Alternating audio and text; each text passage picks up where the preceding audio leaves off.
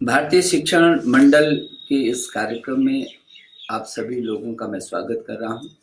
मुझे खुशी है कि भारतीय शिक्षण मंडल समय-समय पर शिक्षा की उन्नति की दिशा में शैक्षणिक गतिविधियों को और तेज़ी से आगे बढ़ाने के लिए छात्रों के हितों में शिक्षा के उन्नयन की दिशा में समय-समय पर तमाम प्रकार के निर्माणित कार्यक्रमों को करता रहता है और उसी कड़ी में ये कार्यक्रम भी आयोजित हुआ है और ऐसे वक्त पर ये कार्यक्रम हो रहा है जब पूरी दुनिया एक संकट के माहौल से गुजर रही है। पूरी दुनिया एक ऐसा संकट जिसने मानवता को झकझोर करके रख दिया है, जिसने देश की सीमाओं को परे जा करके और मानवता पर कहर ढाया है। किसी भी देश के लिए इससे बड़ा संकट शायद कुछ नहीं हो सकता। ये विश्व की जैसे विश्व युद्ध जैसा एक माहौल है और ऐसे माहौल में हम एक योद्धा की तरह कैसे उसका सामना कर सकते हैं। देश के सामने तमाम प्रकार की चुनौतियां भी हैं और विशेष करके इस क्षेत्र में इस समय शिक्षा और छात्र उसके स्वाभाविक ही है ये सबसे ज्यादा प्रभावित हुए हैं, क्योंकि हिंदुस्तान दुनिया का सबसे बड़ा लोकतांत्रिक देश है और यदि हम पूरी दुनिया के परिप्रेक्ष्य में देखते हैं तो इस देश में 1000 से भी अधिक विश्वविद्यालय हैं, 45,000 से भी अधिक डिग्री कॉलेज हैं, लगभग 16 लाख स्कूल हैं, 1 करोड़ अध्यापकगण हैं और 33 करोड़ की से भी अधिक इस देश में छात्र छात्राएं हैं। लगभग अमेरिका की जनसंख्या के बराबर हिंदुस्तान में छात्र छात्राएं हैं।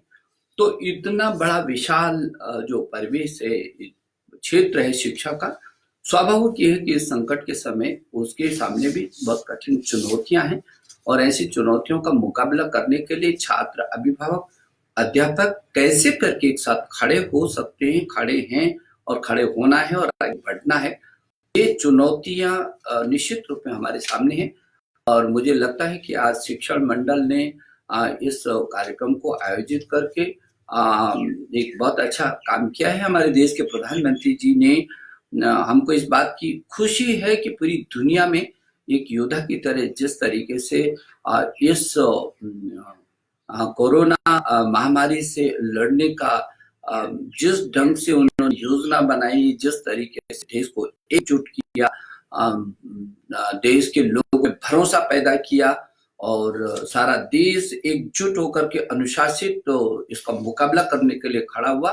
मुझे लगता है कि पूरी दुनिया के इतिहास में ऐसे क्षण बहुत कम आए होंगे जब किसी देश के प्रधानमंत्री पूरे देश के लोगों को आह्वान करता है, पूरा देश एकजुट होकर के खड़ा हो जाता है और अपने देश के लोगों की रक्षा के लिए, अपनी रक्षा के लिए और राष्ट्र के लिए एकजुट दिखाई देता है। मैं आज के इस अवसर पर, जबकि बहुत सारे लोग जो शिक्षा जगत से जुड़े हैं उनके मन में तमाम प्रकार की बातें होंगी।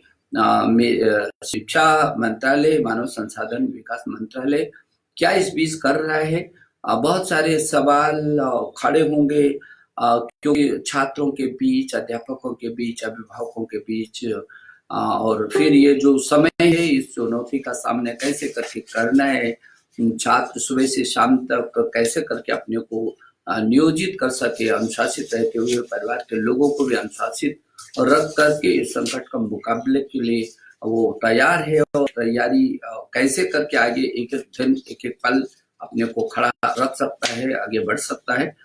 ये जो छात्र के सामने निश्चित रूप में चुनौती है।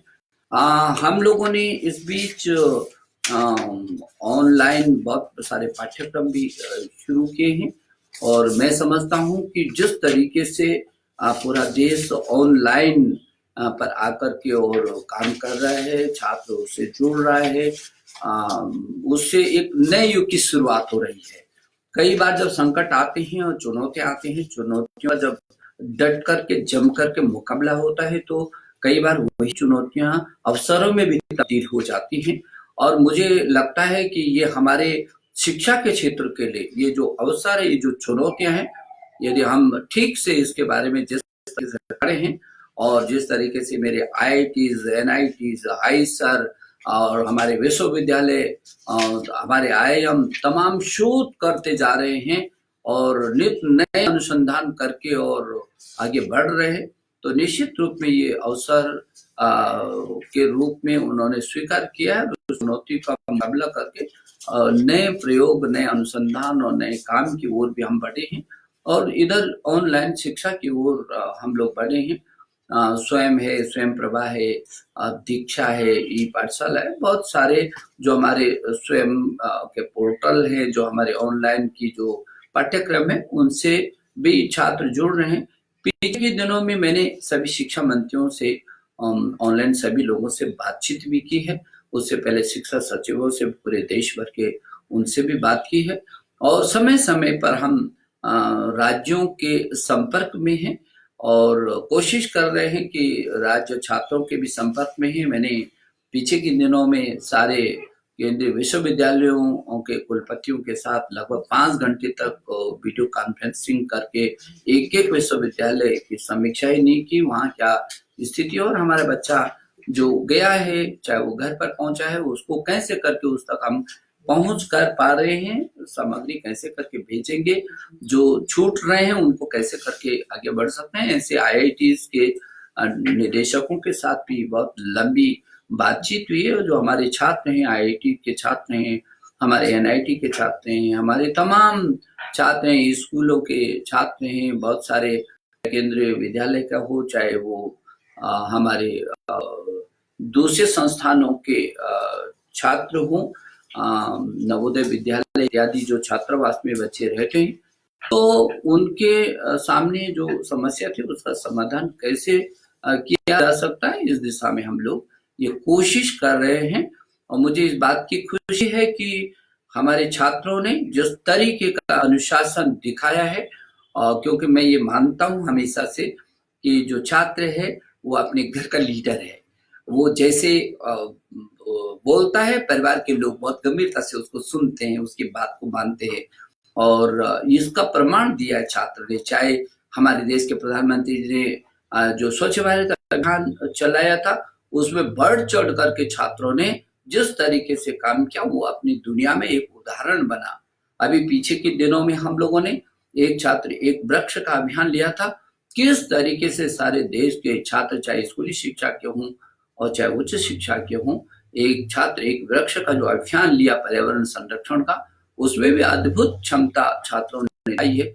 और जो जल संरक्षण का हम लोगों ने अभियान लिया था प्रधानमंत्री जी के आह्वान पर, तो उस अभियान में भी छात्रों ने जिस तरीके से एक दिन में 15 से 20 करोड़ लीटर पानी बचाने का अभियान लिया था, वो भी अपने आप में बहुत अद्भुत था।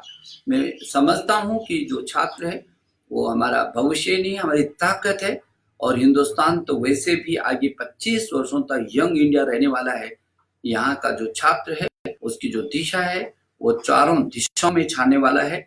और इसलिए ये जो चुनौती, ये जो संकट इस समय हमारे सामने आया है, मुझे भरोसा है कि इस संकट का हम डट करके मुकाबला करेंगे और अपने को ही बचाना है।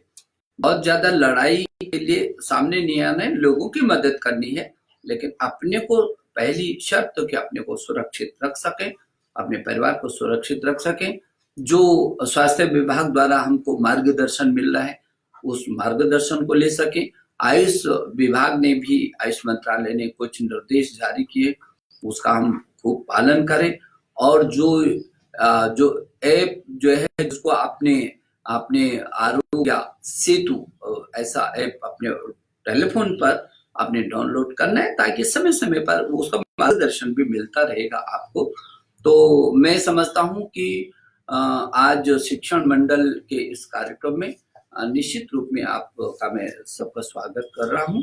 और आपके मन में कुछ बातें, मैंने मोटी मोटी बातें बताई हैं, लेकिन आपके मन में यदि कुछ ऐसी चीज होगी तो आप मेरे को बताइए, आप बताइए, मैं कोशिश करूंगा आपके शंकाओं को दूर करने की।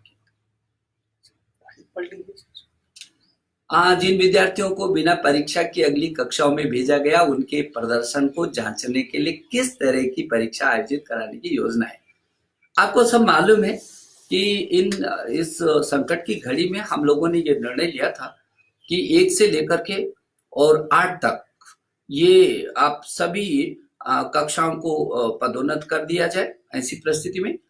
और जो 9वीं है और 11वीं है, उसके इंटरनल जो उसके एग्जाम होते हैं, वो आंतरिक मूल्यांकन के आधार पर उसको पदोन्नत किया जाए अगली कक्षा में। और जो हाई स्कूल और इंटर की कक्षाएं हैं, बहुत सारे राज्यों ने परीक्षाएं समय पर करा दी। जो उनकी पुस्तकें हैं, उत्तर पुस्तिकाएं हैं, उनका वो जांच करवा रहे हैं। और कुछ जगह अभी परीक्षाएं कुछ कुछ पेपर रह गए हैं, जैसे सीबीएसई बोर्ड के कुछ पेपर रह गए हैं लगभग। अब जो पेपर रह गए हैं उनको जब ये सामान्य स्थिति आएगी उसके बाद वो उन परीक्षाओं को हम करेंगे। लेकिन मैं समझता हूं कि इसमें कोई दिक्कत नहीं है, छात्रों को मस्ती के साथ रहना चाहिए। हम सीबीएसई बोर्ड में भी 83 पेपर शेष रह गए थे, लेकिन हम मूल प्रश्नों की ही परीक्षा लेंगे, जिसमें शायद 28-29 मूल विषय हैं, और जो अन्य जो वैकल्पिक विषय हैं उनको आंतरिक मूल्यांकन के आधार पर हम लोग करेंगे। आप जो कह रहे हैं कि 10वीं और 12वीं की सीबीएसई और अन्य राज्यों की बोर्ड परीक्षाएं जो स्थगित की है, उनके आयोजित कराने का मानव संसाधन विकास मंत्रालय क्या योजना है, मैंने बता दिया कि जो सीबीएसई बोर्ड की जो परीक्षाएं हैं वो जो हो गई हैं, उन उत्तर पुस्तिकाओं का मूल्यांकन शुरू हो गया, और जो शेष रह गई है, कुछ ही रह गई है, उनको जैसे ही ये परिस्थितियां सामान्य होंगी उसके बाद उसकी परीक्षा लेने की योजना बनेगी। आप कहते हैं कि कोरोना संकट से पहले देश के विभिन्न विश्वविद्यालयों में नियुक्तियों की प्रक्रिया शुरू हो गई थी, और ऐसे में आप इसको लेकर मंत्रालय की आगे क्या रणनीति है? हाँ, ये बात सही है कि हम लोगों ने कहा था कि जो पद रिक्त हैं, उन रिक्त पदों पर युद्ध स्तर पर नियुक्तियां होनी चाहिए, क्योंकि काफी लंबे समय से जो पद रिक्त हैं उनके कारण प्रभावित होती हैं कक्षाएं। तो यह हमारा काफी अच्छा अभियान भी चला। बहुत सारे विश्वविद्यालयों ने, बहुत सारे महाविद्यालयों ने, बहुत सारे स्कूलों ने हजारों की तादाद में नियुक्तियां हुई भी हैं, और कुछ प्रक्रिया से होकर गुजर रही हैं। लेकिन जो प्रक्रिया में है वो नियुक्तियां होंगी, नियुक्तियां कभी रुकेंगी नहीं, वो अपने समय पर होंगे। और जो प्रक्रिया है, जैसी स्थिति सामान्य होगी उस प्रक्रिया को जारी रखा जाएगा। लेकिन हमारी हमेशा से शीर्ष प्राथमिकता है कि विश्वविद्यालयों में, कॉलेजों में, स्कूलों में जो पद हैं शिक्षकों के, वो हर हालत में भरे जाने चाहिए। जी, इस संकट की घड़ी में जबकि सभी मंत्रालय एक दूसरे के साथ मिलकर कार्य कर रहे हैं, मानव संसाधन विकास मंत्रालय की कोरोना के खिलाफ लड़ाई में क्या भूमिका है आपको तो मालूम ही है। एक तो हम स्वास्थ्य मंत्रालय के साथ लगातार हमारा पारस्परिक, जब भी वो चाहते हैं, क्योंकि उनको मालूम है कि स्वाभाविक ही है कि जब 33 करोड़ छात्र छात्राएं होंगे, और यदि एक छात्र छात्रा के माता पिता भी लगा दें और एक और परिवार के 1-2 सदस्यों को और लगा दें, तो 100 करोड़ को पार करता है।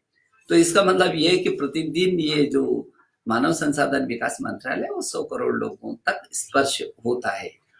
तो हम लोग लगातार स्वास्थ्य विभाग के साथ मिलकर के काम कर रहे हैं, और जो भी प्रधानमंत्री जी का आदेश होता है वो करते हैं। और हमारे छात्रों की बहुत बड़ी भूमिका है इस जो महायुद्ध है, इस युद्ध को जीतने के लिए एक योद्धा की तरह ये छात्र छात्रा अपना परिवार को भी और अपने आप भी मनोबल के साथ जुटे हुए हैं।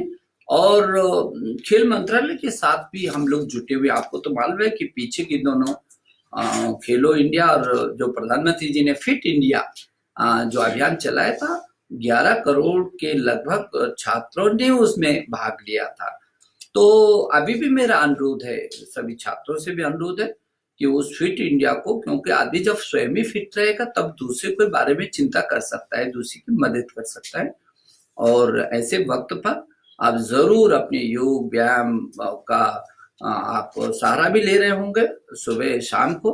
और जो हम लोगों ने जिस तरीके से उस फिट इंडिया अभियान को खेल मंत्रालय के साथ आगे बढ़ाया है वो जारी रहेगा। इसलिए हमारे जितने भी मंत्रालयों के साथ लगातार सहयोग बना हुआ है। देश में अगले आदेश तक सभी प्रवेश परीक्षाएं, नीट, डाटा इत्यादि, जेई स्थगित हैं। और ऐसे में विश्वविद्यालय और उच्च शिक्षण संस्थाओं के नए सत्र की शुरुआत के लिए आपने क्या रूपरेखा तैयार की? ये जो आपकी चिंता है बिल्कुल जायज है। और ऐसे में बताइए कैसे कर सकते थे? नीट की परीक्षा हम कैसे कर सकते थे? हम जेईई की परीक्षा कैसे कर सकते थे? छात्र कहाँ जाता, परेशानी होती। तो इसलिए हमेशा हम लोगों ने छात्र के हितों को पहले रखा है। हमेशा छात्र का जो संरक्षण होना चाहिए, छात्रों के हितों का संरक्षण होना चाहिए, और अभिभावकों को कोई परेशानी नहीं होनी चाहिए। हर हालत में हमने ये कोशिश की है, और इसीलिए हमने जेईई की परीक्षाओं को हमने स्थगित किया। और हम लोगों ने जहाँ जेईई की परीक्षाओं को स्थगित किया, वहाँ नीट सहित जो अन्य प्रतियोगी परीक्षाएं हैं फिलहाल सबको स्थगित कर दिया है। जब भी सामान्य स्थिति आएगी उसकी सूचना आपको पहले मिलेगी। लेकिन मैं जरूर अनुरोध करना चाहता हूँ, ये आपके लिए बहुत अच्छा अवसर है, इस अवसर का उपयोग करिए ना। आपकी परीक्षाएं अभी हो जानी चाहिए थी, नहीं हुई, तो आपको ये वक्त मिल गया। तो यदि ये वक्त मिल गया तो मुझे लगता है जो छात्र इस समय का उपयोग कर रहे होंगे उनके लिए इससे बेहतर समय क्या हो सकता है। और इसलिए आप उसका पूरा उपयोग करिए, उसमें अपने समय को व्यर्थ मत जाने दीजिए। मेरा सभी छात्रों से और जो प्रतियोगी परीक्षाओं में सम्मिलित होने वाले मेरे मित्र हैं उन सभी को मेरा ये आग्रह जरूर रहेगा। आप राजनीति और साहित्य के संगम के रूप में जाने जाते हैं, और आपने अभी हाल में ही विश्व पुस्तक मेले में आपकी 75वीं पुस्तक का विमोचन हुआ है, और आप पर 25 से भी ज़्यादा पीएचडी हो गए हैं। और लेखन के लिए आप अपनी व्यस्त दिनचर्या में कैसे समय निकाल पाते हैं? हाँ, हाँ, बात सही है। आपके मन में बहुत सारे विषय होंगे। मेरा सौभाग्य है कि मेरी 70-75 पुस्तकें प्रकाशित हैं। मैंने कविता, कहानी, उपन्यास, बाल साहित्य और युवाओं के लिए, चाहे यात्रा वृत्तांत, बहुत सारे क्षेत्रों में लिखा है। और ये भी सही है कि लगभग 25 से 30 तक उनमें लघु शोध और शोध हुए हैं, हो रहे हैं और डिलीट हो रहे हैं उन पर।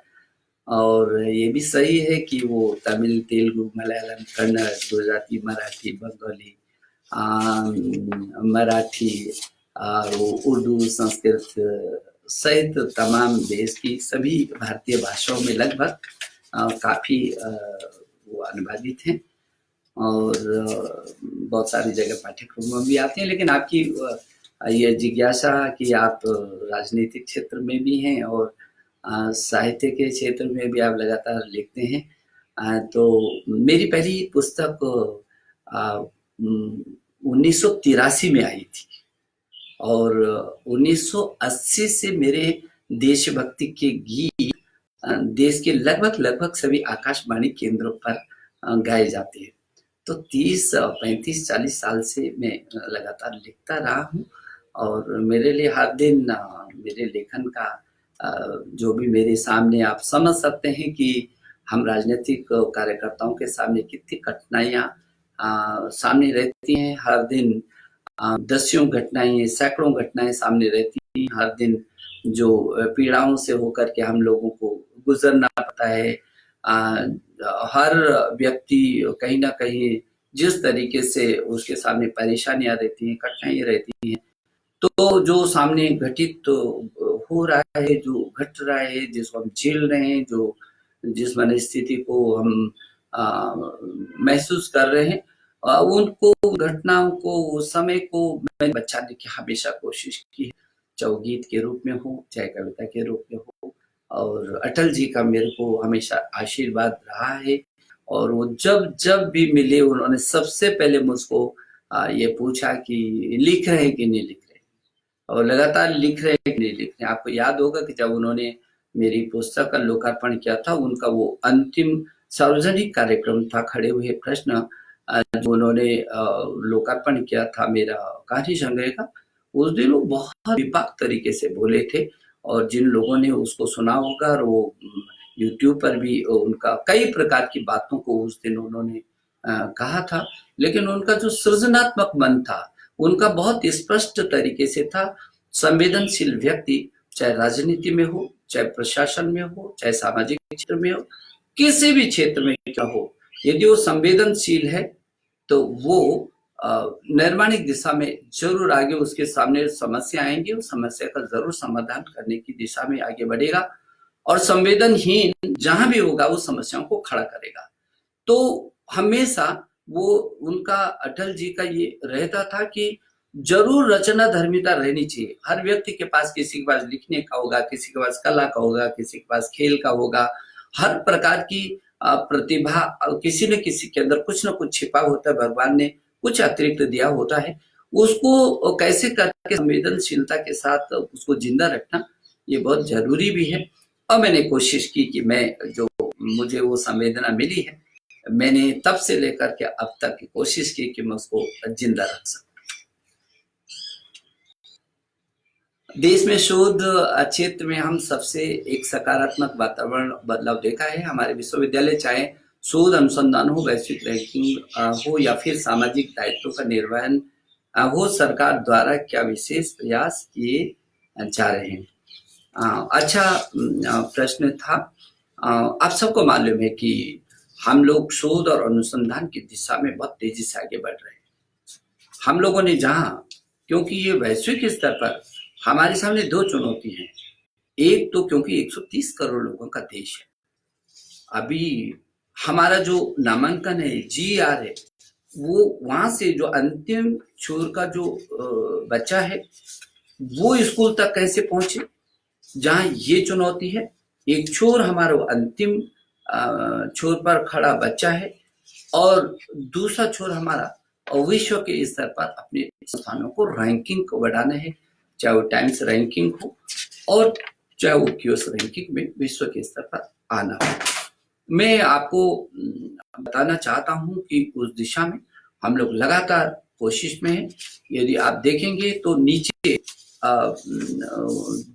नीचे तक जो है, जो अंतिम छोर का बच्चा है, सर्व शिक्षा अभियान के तहत उस बच्चे को कैसे करके विभिन्न माध्यमों से केंद्र सरकार के उसको फ्री शिक्षा, फ्री ड्रेस, फ्री भोजन, मध्याह्न भोजन, फ्री उसको यातायात, जो जो भी हो सकता है उसको हम दे रहे हैं।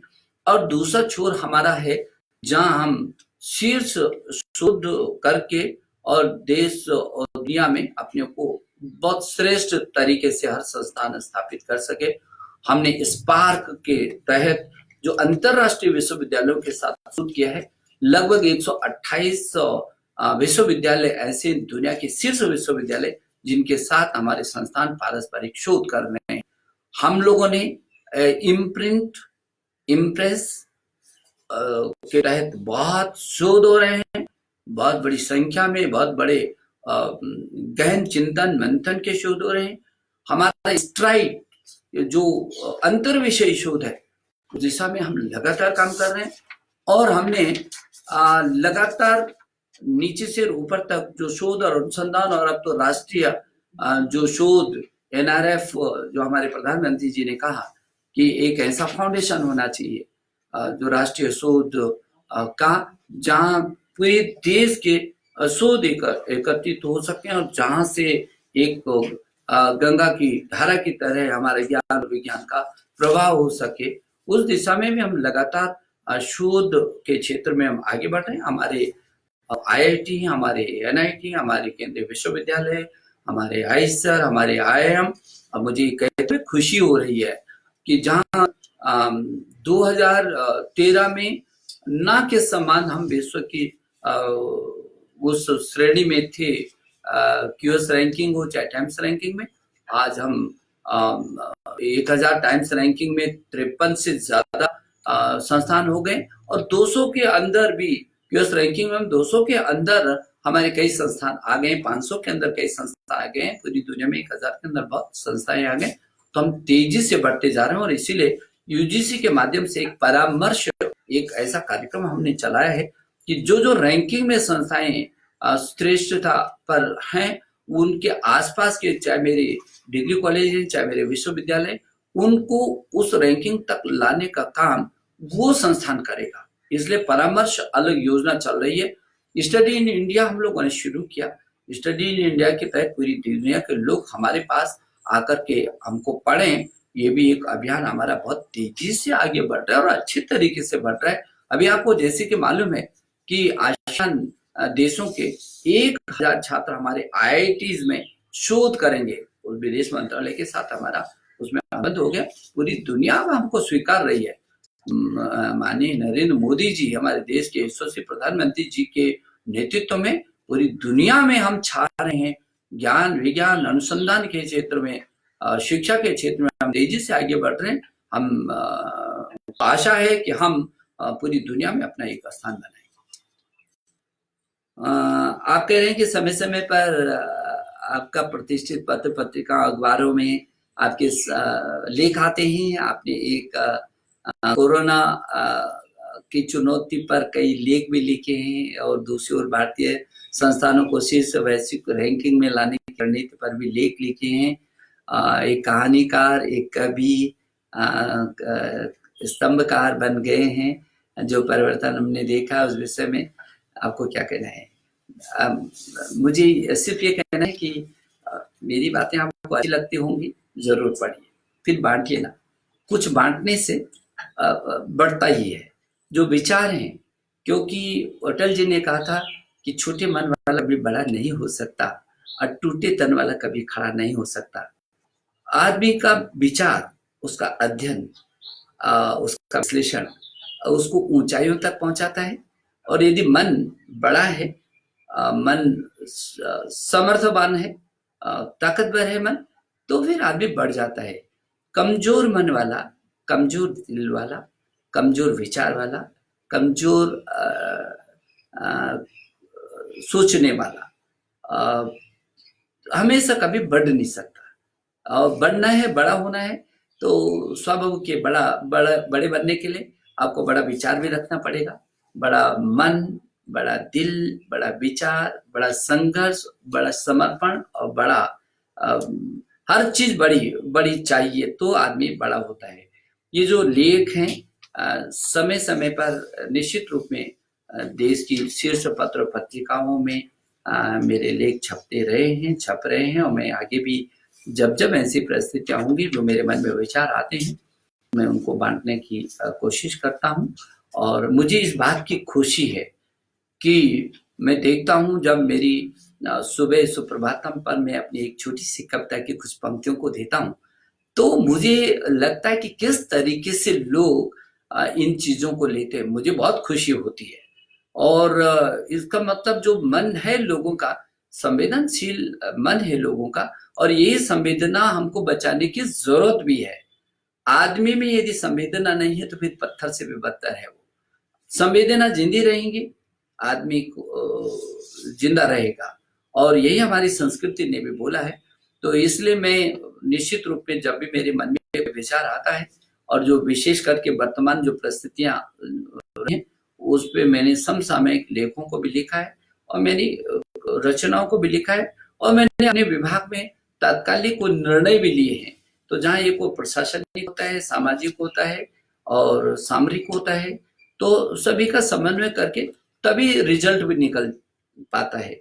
मैं अच्छे विचार करूं और उसका क्रियान्वयन करने का क्षमता न हो मन में, तो बेकार है वो विचार भी हो और उस विचार को क्रियान्वयन करने की ताकत भी हो, ये बहुत जरूरी है।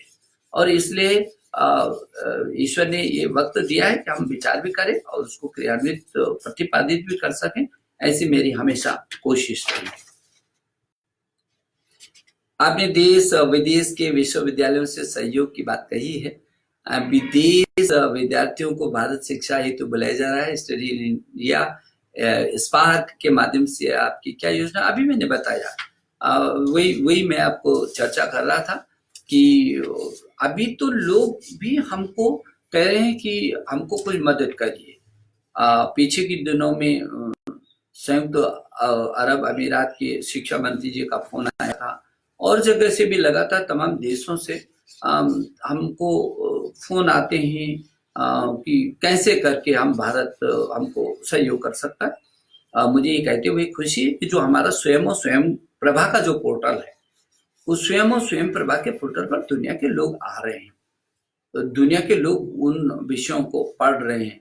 हमारी जो स्वयं है उसमें कई गुना ज़्यादा बढ़ा है।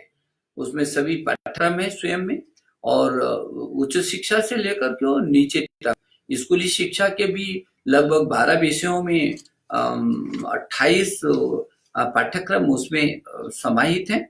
और स्वयं पर उच्च शिक्षा के तो हजारों हजारों पाठ्यक्रम है, आकर्षक पाठ्यक्रम है जिसको छात्र देख सकता है, ले सकता है। और जो हमारा स्वयं प्रभा है, कल ही मैंने स्वयं और स्वयं प्रभा की समीक्षा की थी और सभी लोगों को ये निवेदन किया है कि जो वर्तमान में परिस्थितियां आ रही हैं वो कैसे करके आगे बढ़ सकती हैं, कैसे जो परिस्थितियां हैं उसमें हम ऑनलाइन जो पाठ्यक्रम को अपने छात्र को, और वो भी आकर्षक पाठ्यक्रम, बहुत अच्छा पाठ्यक्रम कैसे करके उसको विषयों के अनुसार दे सकते हैं। स्वयं प्रभा के हमारे 33 चैनल हैं, 32-33 चैनल 24 घंटे आपके लिए खुले हैं।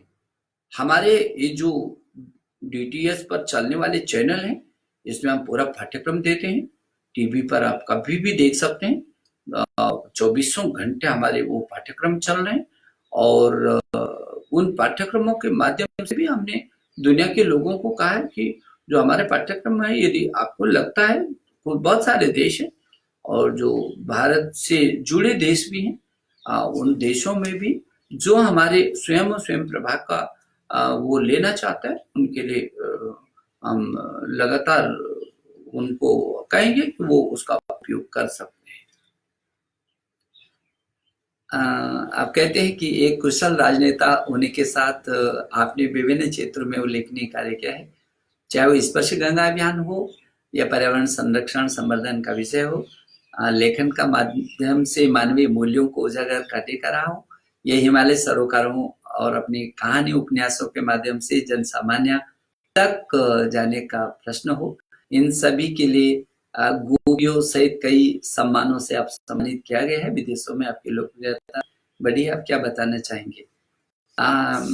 आपको बहुत सारी जानकारियां हैं। पहले तो मैं आपको धन्यवाद देना चाहता हूं कि आपने निश्चित रूप में इन सब पर अध्ययन किया होगा, चाहे गोपियों इंटरनेशनल सम्मान का रहा हो और चाहे स्पर्श गंगा का अभियान रहा हो। तो पहले तो मैं आपको धन्यवाद देना चाहता हूँ, आपकी उस उत्सुकता को और आपके उस अध्ययन को, और ये स्वाभाविक कि मैं आशा कर रहा हूँ कि आपने यदि ये प्रश्न पूछा है तो जरूर आप उस तक भी पहुंचे होंगे। मेरा सौभाग्य है कि मैं हिमालय की गोद में मैं पैदा हुआ, जन्मा हूँ, और हिमालय आप जानते हैं कि पहाड़ की कितनी कठिनाइयाँ होती हैं, और मेरा ये भी सौभाग्य है कि मेरा गरीब घर में जन्म हुआ है, तो मैं 8 किलोमीटर रोज जाना और 8 किलोमीटर पैदल आना, तो ये जो मेरी यात्रा रही है हाई स्कूल तक की, उसने बहुत कुछ दिया है। वो बर्फबारी में जो भयंकर घुटनों घुटनों तक की बर्फ में भी स्कूल हर हालत में जाना, और रोज भरे जंगलों के बीच जंगली जानवरों से, चाहे बाघ है, रीछ है, भालू है, इनका मुकाबला जब चाहे तब वो सामने पड़ना, और खेतों में काम करने से लेकर के आप समझ सकते हैं कि पहाड़ी परिवेश का एक दूरस्थ गांव में क्या परिस्थितियां रही होंगी। हाई स्कूल तक तो हमको यही पता नहीं था कि बिजली का बल्ब कैसे होता है, और रेल तो कभी देखी ही नहीं थी। तो ऐसे समय में उन कठिनाइयों से होकर के हम लोग निकले हैं, तो स्वाभाविक वो सौभाग्य है उन सारी कठिनाइयों को झेलने का। तो स्वाभाविक ही है कि वन का, पर्यावरण का, ये जो गंगा का, यमुना का, ये कुछ चीजें अपने आप ही समाहित हो जाती हैं। जब मैं बचपन से ही था तब भी ये वनों के संरक्षण की दिशा में हम लोग कुछ ना कुछ करते थे। और जब मुझे ये अवसर मिला तो मैंने उसको बढ़ाया, स्पर्श गंगा के अभियान को बढ़ाया। गंगा और गंगा से जुड़ी जितनी भी जलधाराएं हैं उनके संरक्षण और संवर्धन के लिए स्पर्श गंगा अभियान, जिसमें लाखों लाखों नौजवान जुड़े। मुझे खुशी है कि बिना किसी स्वार्थ के, चाहे महिला है, पुरुष है, युवा है, बच्चा है, लाखों लोग गंगा और उसकी जो जल धाराएं जो उससे जुड़ती हैं उनकी सफाई के लिए, उनके संरक्षण और संवर्धन के लिए आगे आए। और जब मुझे मुख्यमंत्री के नाते काम करने का मौका मिला तो स्पर्श गंगा बोर्ड भी बनाया ताकि सरकार भी उस दिशा में कुछ आगे काम करे।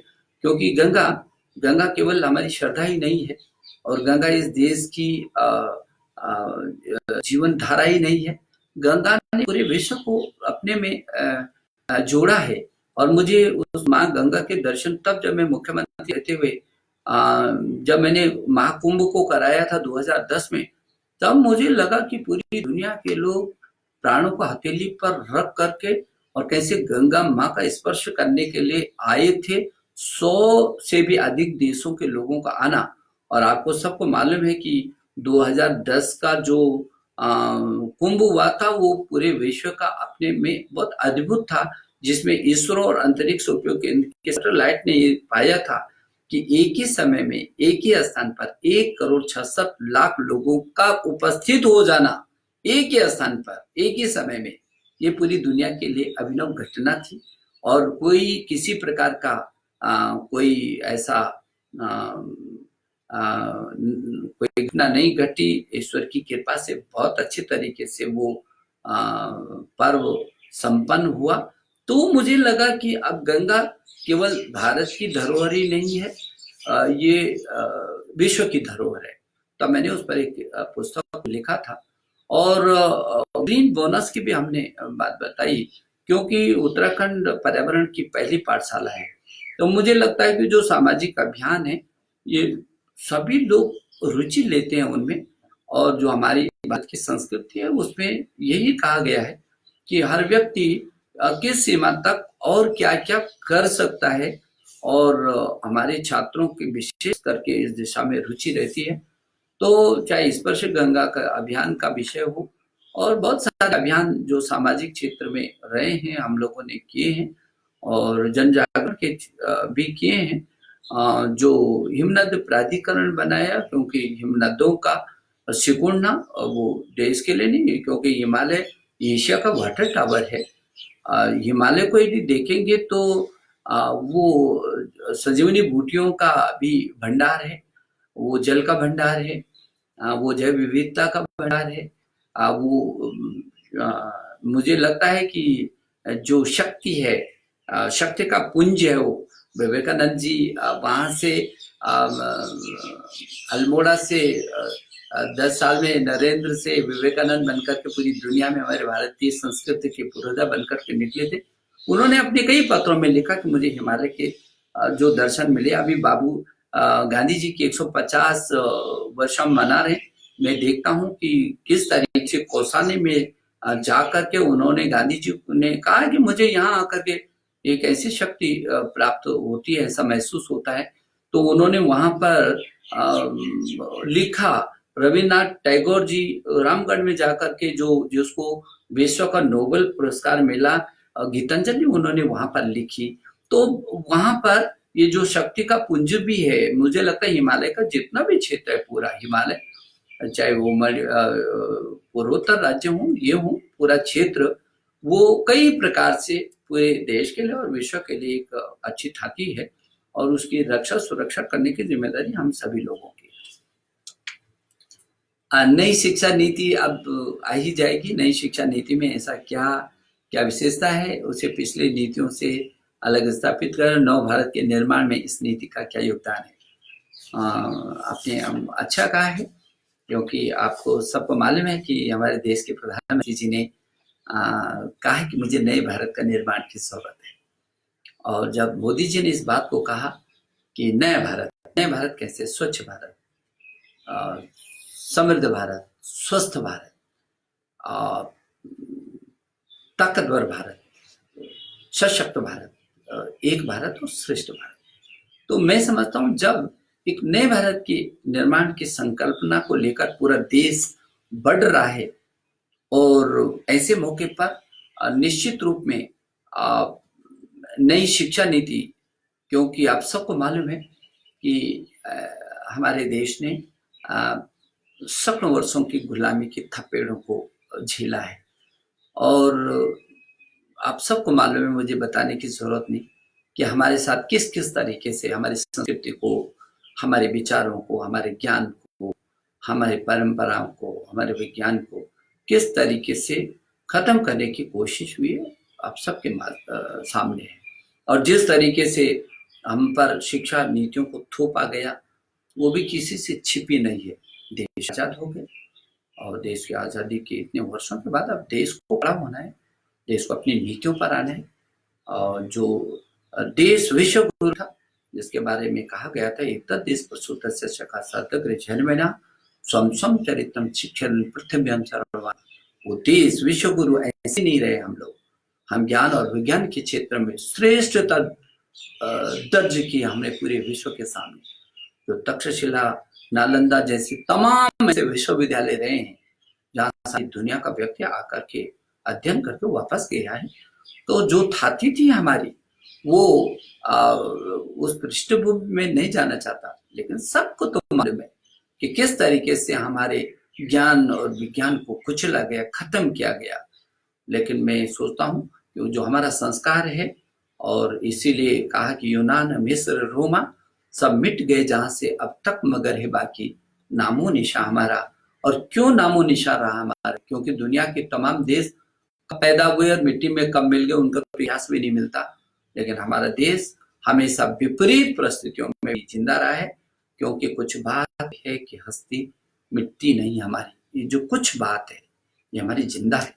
ये हमारे जो संस्कार हैं, ये जो हमारी संस्कृति है, ये हमको जिंदा रखे हुए है। और जिस संस्कृति ने पूरी विश्व का मार्गदर्शन किया हो, वो देश फिर उसी स्वरूप में उभर करके आए। आज धीरे धीरे आदरणीय मोदी जी के नेतृत्व में पूरा विश्व इसको महसूस करना शुरू कर दिया है। जिस तरीके की लीडरशिप, चाहे वो मौसम परिवर्तन की दिशा में हो, चाहे योग की दिशा में हो, चाहे आतंकवाद के खिलाफ पूरी दुनिया को एक मंच पर ला करके खड़ा करने का विषय हो, और चाहे मानवीय मूल्यों का विषय हो, हर क्षेत्र में मोदी जी के नेतृत्व तो बढ़ता चला जा रहा है। और सारा विश्व ये महसूस कर रहा है कि हाँ, जरूरत है भारत की इस विचार की। और ऐसे वक्त में हम नई शिक्षा नीति ला रहे हैं। नई शिक्षा नीति ज्ञान, विज्ञान, अनुसंधान की दिशा में होगी, वो नवाचार की दिशा में आगे बढ़ेगी, अपने पीछे के विज्ञान और विज्ञान को अनुसंधान के साथ आगे बढ़ाएगी, नवाचार के साथ आगे बढ़ाएगी। और जिस तरीके से हमारे देश के प्रधानमंत्री ने कहा, make in India, digital India, skill India, startup और स्टैंड, आखिर इस देश में कोई कमी नहीं है। अभी भी पूरी दुनिया को में छाए हुए हैं हमारी प्रतिभाएं। तो फिर एक make in China, make in Japan क्यों हो, फिर मेक इन इंडिया क्यों ना हो? और मेक इन इंडिया हो तो make in India, digital India, skill, ये स्किल को दोनों को जोड़ा।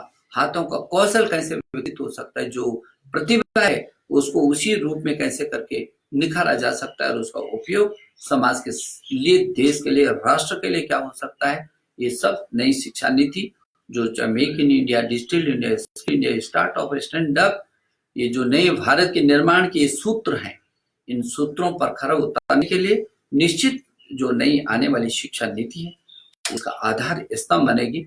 इसलिए जो नई शिक्षा नीति है वो बहुत व्यापक परामर्श हुआ। मैं ये समझता हूँ कि दुनिया का शायद अभी तक का सबसे बड़ा विचार विमर्श होगा ये जो नई शिक्षा नीति ला रहे हैं हम। चाहे करोड़ों करोड़ों अभिभावक हो, छात्र हो, विशेषज्ञ हो, वो शिक्षा देश के सभी शिक्षा मंत्री हों, शिक्षाविद हों, वैज्ञानिक हों, एनजीओ हों, कोई कोर कसर नहीं छोड़ी है। और इसलिए अब वो उसका मसौदा बिल्कुल तैयार है। जैसी नई शिक्षा नीति आएगी, निश्चित मेरा भरोसा है कि मेरे देश की ये भारत केंद्रित नई शिक्षा नीति होगी जो शोध, अनुसंधान और नवाचार के शिखर को भी चूमेगी। और जो गांव अंतिम, जो भारत का जो अंतिम छोर का गांव का बच्चा है, वो भी उसको अपनाएगा तो श्रेष्ठता को अर्जित करने वाले उसको लेकर के विश्वध्वज वाहक बन करके पूरी दुनिया में छाएगा। ये नई शिक्षा नीति को ला करके ये हमारी कोशिश है। आप की कविता आपसे सुनना चाहिए। मैं समझता हूँ कि एक तो मैं सारे छात्रों से, अभिभावकों से, अपने आदरणीय अध्यापकगण से ये कहना चाहूँगा कि ये वक्त ऐसा है जब हमारे पास ये जो समय है और इस समय के अंदर किस तरीके से हम इसको आगे बढ़ा सकते हैं। जहाँ हम ऑनलाइन शिक्षा दे रहे हैं, हमारे पास दीक्षा है अभिभावकों के लिए, छात्रों के लिए और अध्यापकों के लिए, तीनों के लिए आकर्षक सामग्री है उसमें, विभिन्न भाषाओं में, सब भाषाओं में, बहुत ही आकर्षक है। तो ये छात्र उसका उपयोग करिए आप दीक्षा का। अभी जो हमारा ई पाठशाला है उस पर भी तमाम कोर्सेज हमने डाले हुए हैं और बहुत अच्छा लगेगा आपको। स्वयं आप स्वयं को पढ़ जाना चाहते हैं तो उच्च शिक्षा से लेकर के स्कूली शिक्षा का आप पूरा उपयोग करिए। हजारों प्रकार के वीडियो, ऑडियो, ये इस तरीके की सामग्री हमारे ऑनलाइन पर विभिन्न पोर्टल्स पर है। और स्वयं प्रभा की तो मैंने 32 चैनल जो हमारे हैं, ये 32 टीवी चैनल, इसका पूरा आप उपयोग कर सकते हैं।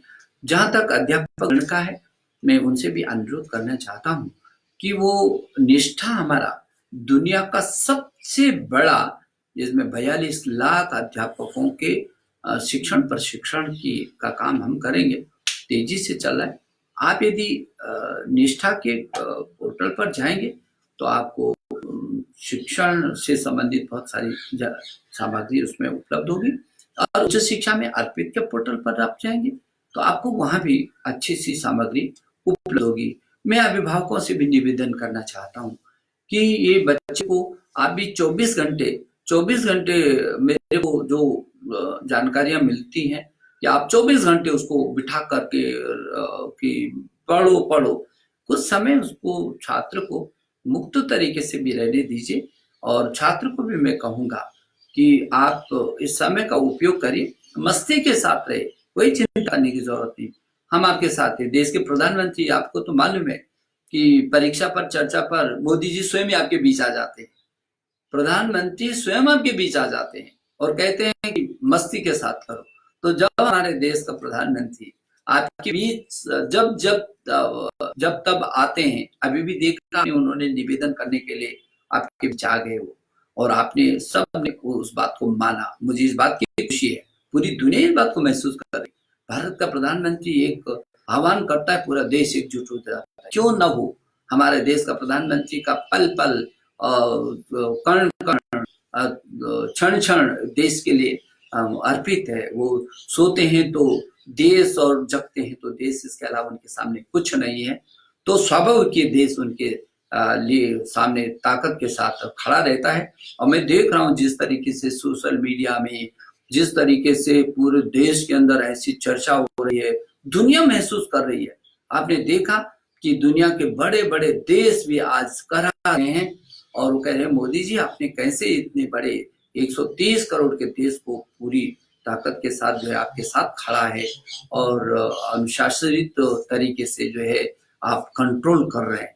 तो मैं आपसे भी निवेदन करना चाहता हूँ, जो हमारे अभिभावकगण हैं, कि आप बच्चे को मदद करिए। इस समय बच्चे को आप जो है 24 घंटे उसको अध्ययन के लिए मत रखिए, बोलिए और बच्चे को तनाव मुक्त रखिए। और मैं छात्रों से भी कहना चाहूंगा कि आप पूरी ताकत के साथ करो ना, बढ़ो ना, कोई दिक्कत नहीं है। आप मस्ती के साथ रहो, इस संकट का हम मुकाबला करेंगे। और अपनी कविता, मुझे याद है कि आपका दूसरा प्रश्न आ रहा है कि सर हमको कविता जरूर सुननी है, तो लेकिन मैं कविता कहने से जरूर कहूंगा, जब आपका मन है तो मैं जरूर आपको कविता सुनाऊंगा। लेकिन उससे पहले जो अभी एक अच्छा काम भारतीय शिक्षण मंडल जो कर रहा है, मुझे खुशी है मुकुल जी से सुबह मेरी बात हुई थी, तो उन्होंने बताया कि नहीं साहब, हमारे देश में क्यों नहीं वीडियो कॉन्फ्रेंसिंग का कोई ऐप हो सकता है। और उन्होंने कहा कि इस चिंता में आज एक पोस्टर हम ये लॉन्च करना चाहते हैं, और इस प्रतियोगिता में ये जो लॉन्च कर रहे हैं इसमें सभी लोग भाग ले सकते हैं।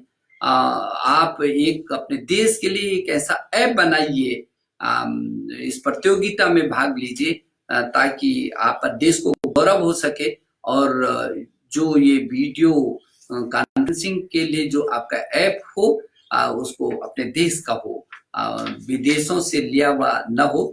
तो मैं आपको शुभकामना देना चाहता हूं कि जो ये प्रतियोगिता है, ये प्रतियोगिता में आप जरूर भाग लेंगे, और प्रतियोगिता में भाग लेकर के आप देश को और मजबूत बनाने की दृष्टि से क्या, क्योंकि हमारे पास प्रतिभा की कमी नहीं। मैं देख रहा हूँ हमारे IITs हैं, इस बीच बहुत सारे उपकरण बनाए हैं, और बहुत सारी जो विदेशों से आते थे उपकरण, वो हमारे तमाम विश्वविद्यालयों के NIT, IIT, आईसर, IIM और हमारे तमाम और संस्थान जो विश्वविद्यालय हैं, उनके छात्र जो है कर रहे हैं। तो मुझे बहुत खुशी होती है कि हमारे देश में प्रतिभा की कमी नहीं है। हमारे छात्र कितने प्रतिभाशाली हैं और जुझारू हैं, 24 घंटे जुनून के साथ काम करने वाले लोग हैं। तो मुझे भरोसा है कि जो अभी हमारे शिक्षण मंडल ने किया है, जो ये भारतीय शिक्षण मंडल है, और मेरे को बताया गया कि हमारा जो IIT रोपड़ है और RRF है, ये पारस्परिक शोध करके और मिल करके इस ऐप को जो है आगे बढ़ाना चाहते हैं। तो इसमें पूरे देश के छात्रों को और उन प्राध्यापकों को और उन लोगों को जो इसमें रुचि रखते हैं, जिनको विशेषज्ञता हासिल, उनको मैं जरूर कहना चाहूंगा कि इसमें ज्यादा से ज्यादा भाग लें, ताकि ऐसा लगे कि हाँ, और निर्णायक तक जाएंगे। शायद उसके लिए कोई पुरस्कार की भी राशि भारतीय शिक्षण मंडल ने रखी हुई है, जो मेरे को बताया गया है। तो मैं एक बार आपका अभिनंदन करता हूँ। और जो आप बार बार कह रहे हैं कि हमको कोई कविता की कुछ पंक्तियां जरूर सुननी है, मैं हमारे देश के ऐसे राष्ट्रपति जो बिल्कुल गांव से बढ़ करके और भारत रत्न हो गए हों, जो विज्ञान के क्षेत्र में जिन्होंने पूरी दुनिया में नाम कमाया हो, ऐसे अब्दुल कलाम साहब को जब उनसे मेरा परिचय हुआ था, तो मुझे कहा उन्होंने कि मैं सुनता हूँ कि आपकी देशभक्ति की बहुत सारी रचनाएं हैं, क्या उनकी कोई अलग से एक किताब है? तो मैंने कहा कि एक तो नहीं, अलग अलग कविता संग्रहों में अलग अलग प्रकार की कविताएं। तो उन्होंने कहा नहीं, अलग अलग जो है वो एक जगह आ सकती हैं। तो मैंने कहा कि आपका आदेश हुआ है तो मेरी कोशिश होगी कि एक जगह, तो ए वतन तेरे लिए वो देशभक्ति का एक संग्रह बना। उससे एक छोटी सी चार छह पंक्तियों की कविता वो उनके मन को ऐसे छू गई कि वो लिख करके उसको गुनगुनाते थे। और मैंने देखा है कि उनको गुनगुनाते हुए कि उनकी आंखों में कैसे आंसू छलक आते थे। तो देशभक्ति का सागर मैंने अपने सामने उनके अंदर तरते हुए देखा है। वो पंक्तियां थी, अभी भी है जंग जारी। आज की भी परिस्थितियों में बिल्कुल मुझे लगता है कि आज की परिस्थितियों में भी वो सटीक दिखाई देती है कि अभी भी है जंग जारी, क्योंकि अभी जंग तो जारी है, अभी भी है जंग जारी। वेदना सोई नहीं है, अभी कठिनाइयां ये सोई नहीं, खत्म नहीं हुई है, और मनुष्यता होगी धरा पर संवेदना हुई नहीं है। क्योंकि मैं देख रहा हूँ जिस तरीके से हमारे कोरोना की योद्धा, चाहे हमारे डॉक्टर हैं, चाहे स्वास्थ्य विभाग के सारे कर्मचारी, नर्सेज हैं, और किस तरीके से हमारे सुरक्षा कर्मी हैं, विभिन्न प्रकार के लोग किस तरीके से ताकत के साथ संवेदनशीलता को बचाए हुए हैं, मानवता के लिए किसी सीमा तक आए हुए हैं। तो मैं समझता हूँ जब तक संवेदना जिंदी होगी तब तक मनुष्यता जरूर धरा पर होगी। हमारे देश के प्रधानमंत्री जी ने भी कहा कि मानवता के कल्याण के लिए हम किसी सीमा तक भी जाएंगे। और ये जो कविता है जो हमारे देश के राष्ट्रपति रहे हैं अब्दुल कलाम साहब, भारत रत्न अब्दुल कलाम के ओंठों पर रहती थी कि अभी भी है जंग जारी, वेदना सोई नहीं है, मनुष्यता होगी धरा पर संवेदना कोई नहीं है, और किया है बलिदान जीवन, निर्बलता ढुई नहीं है, कह रहा हूँ ए वतन तुझसे बड़ा कोई नहीं है, तुझसे बड़ा कोई नहीं। मैं आप सबके प्रति बहुत आभारी हूँ और मुझे भरोसा है कि हमारे देश के प्रधानमंत्री ने जो आह्वान किया है, हम निश्चित रूप में उस अनुशासन का पालन भी करेंगे और उस अनुशासन का पालन करते हुए हम इस जो महामारी है इसका मुकाबला करेंगे, इस युद्ध में जीतेंगे और पूरी दुनिया में मेरा भारत नरेंद्र मोदी जी की अगुवाई में एक श्रेष्ठता हासिल करेगा, एक नया आयाम स्थापित करेगा। मैं एक बार फिर जो आयोजक मंडल है उनको भी धन्यवाद देना चाहता हूँ और जो मेरे साथ लाखों लाखों लोग जुड़े हुए हैं उनका भी मैं आभार प्रकट कर रहा हूँ। बहुत बहुत धन्यवाद।